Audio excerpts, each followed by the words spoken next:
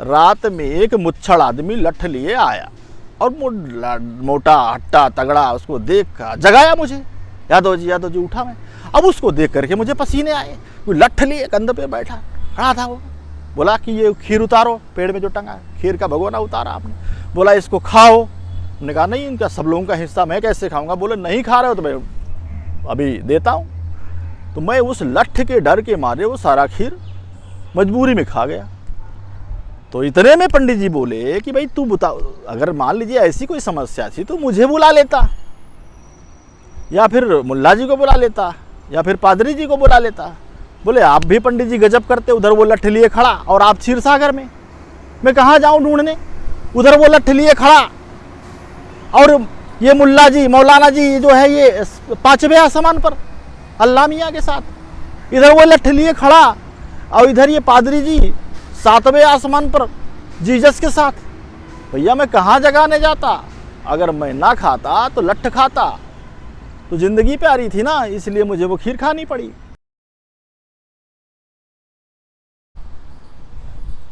साथियों जय मानवता, मैं डॉक्टर एस इंडियन आपका फिर से इस चैनल पर स्वागत अभिनंदन करता हूं।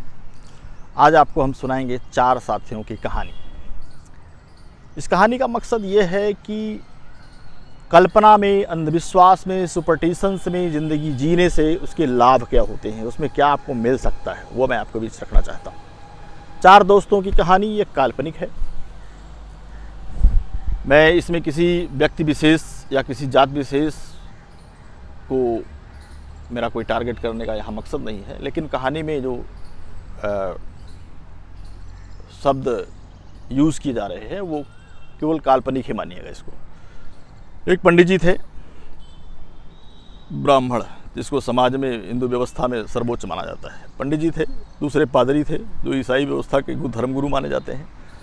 तीसरे मौलाना जी थे जो इस्लाम धर्म के धर्मगुरु माने जाते हैं। तीसरे के यादव जी जो वर्ण व्यवस्था में, आप समझ रहे हैं, हिंदूवादी व्यवस्था में उनका स्थान शूद्र की कैटेगरी में। चारों लोग आपस में दोस्त थे या साथ में रहते थे, ऐसा कह लीजिए। वो दोनों लोग कहीं के लिए जा रहे थे। जाते जाते पैदल यात्रा में कहीं देर शाम हो गई। उनको एक कुटिया दिखाई दी। वहाँ पर उन लोगों ने रुक करके आराम करने की प्लानिंग की। आराम करने जब जा रहे थे, रात देर हो रही थी, तो उन लोगों ने सोचा कि कुछ खा पी लिया जाए, भूख लगा है। तो उस भूख के निवारण के लिए सोचा गया कुछ बना लिया जाए। जब बनाने की बात हुई तो ये हुआ कि अगर हम सारा खाना बनाएंगे तो सुबह हो जाएगी, फिर आराम करने का टाइम नहीं मिलेगा। तो वहाँ पर जो पंडित जी थे उन्होंने सुझाया कि हम क्यों ना खीर बना लें। खीर एक ऐसा साधन है, एक ऐसा भोजन है जिसमें टेस्ट भी अच्छा आ जाएगा और कम समय में एक साथ बन भी जाएगा। तो उन्होंने कहा कैसे किया जाए। तो उन्होंने क्या किया, पंडित जी ने कहा कि भाई देखो, मैं बनाऊंगा तो सारे लोग खा लेंगे और कोई और दूसरा बनाएगा तो मेरा धर्म नष्ट हो जाएगा। ऐसे में ऐसा करते हैं कि सब लोग अपना अपना काम बांट लेते हैं। उन्होंने क्या किया कि मुल्ला जी को कहा कि तुम लकड़ी की व्यवस्था करो। पादरी जी से कहा कि भाई तुम अपना बाकी मेवा, किशमिश वगैरह ये सब दूध की व्यवस्था करो। यादव जी से कहा कि भाई तुम और ढेर सारी सामग्रियाँ इकट्ठा करो, दूध वगैरह तुम भी लाओ। इस तरह से सबके काम बांट दिया। और पंडित जी ने क्या किया, उन्होंने चूल्हा वगैरह बनाया, अपना तैयारी करने लगे। जब उधर ईसाई धर्मगुरु, पादरी, मौलाना जी और यादव जी सब अपना अपना सामान, कोई दूध, मेवा, चीनी, सब अपना अपना सामान मार्केट से खरीद करके जब वहाँ पहुँचे तो पंडित जी ने खट से भगोना रखा और आग चला करके सारा दूध, चीनी, मेवा सब मिक्स करके और बनाना शुरू कर दिया। धीरे धीरे वो पकना शुरू हुआ और जब वो पक गया तो उसकी जो महक, सुगंध आ रही थी, पंडित जी को बड़ी अच्छी लगी। बहुत अच्छी खीर बन गई। तो पंडित जी को लगा कि इतनी अच्छी खीर बना करके इन सब लोगों को खिलाना है। अगर काश ये पूरा खीर मेरे हिस्से में आ जाए तो अच्छा होगा। उन्होंने दिमाग लगाया। खीर बन जाने के बाद सबको उन्होंने एक 2 चम्मच दे दिया और खुद भी 2 चम्मच खा करके बोले कि अब सब सो जाइए। जो सुबह बढ़िया सपना देखेगा, देख करके बताएगा, उसके हिस्से में ये खीर चली जाएगी। और वो खीर को रस्सी के सहारे पेड़ में सिकहर पर टांग दिया गया। सुबह का इंतजार होने लगा। सारे लोग बिस्तर पर चले गए। अब यादव जी का क्या था, वो भी बिस्तर पे गए, लेकिन जो मेहनत का आदमी है वो आदमी भाई बिना पेट भर के खाए वो कैसे सोएगा। रात में वो करवटें बदलते रहे तो उनको लगा कि यार खीर खा लेना चाहिए। उन्होंने खीर उतारी, एक कटोरी करते करते पूरा माल चट कर दिया, पूरा खीर खा गए यादव जी। अब सोचे खीर खाने के बाद सुबह क्या होगा, तो उन्होंने कहा सुबह जो होगा देखा जाएगा। सारे लोग बिस्तर पर चले गए। अब जब सुबह हुई, पंडित जी पहले जगे। उन्होंने फट से जो है मौलाना जी को जगाया। भाई मौलाना जी बताओ आपका सपना कैसा था?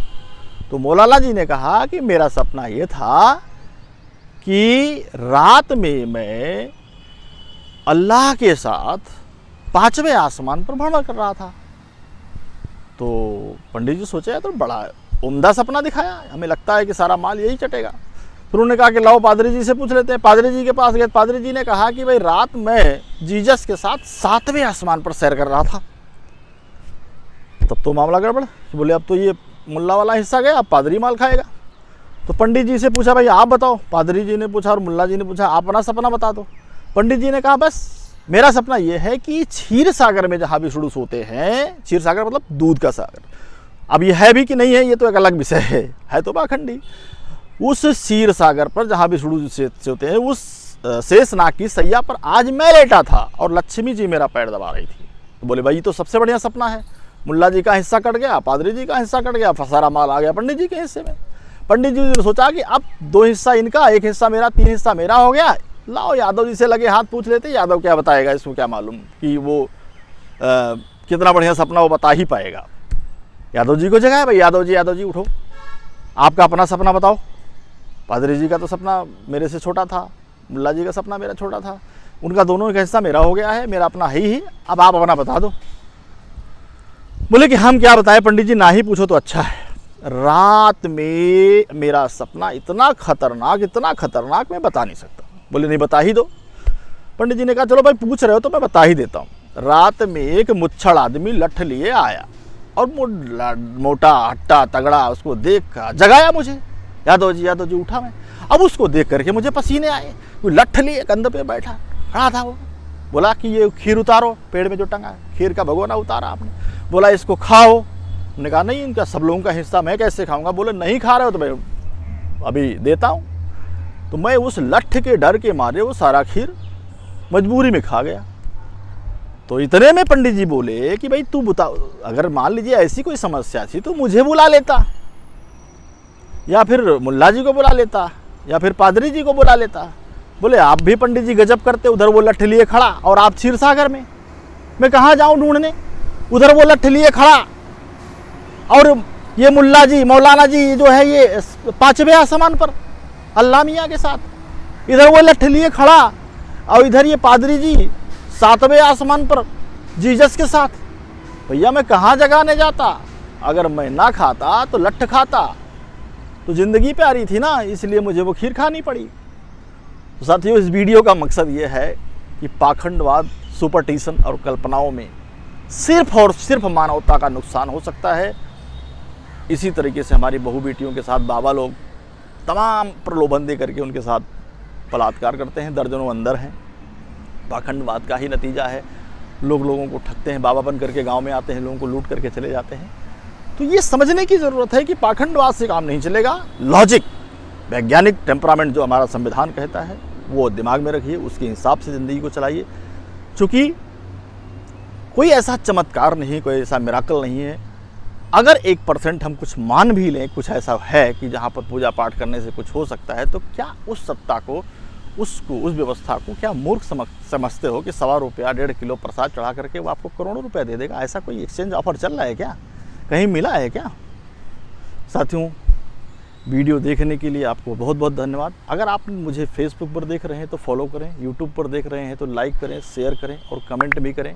और हाँ, बेल आइकन ज़रूर प्रेस करें ताकि आने वाली वीडियो आप तक जल्दी पहुंच सके। वीडियो देखने के लिए एक बार पुनः आपको बहुत बहुत बहुत धन्यवाद। साथियों जय मानव।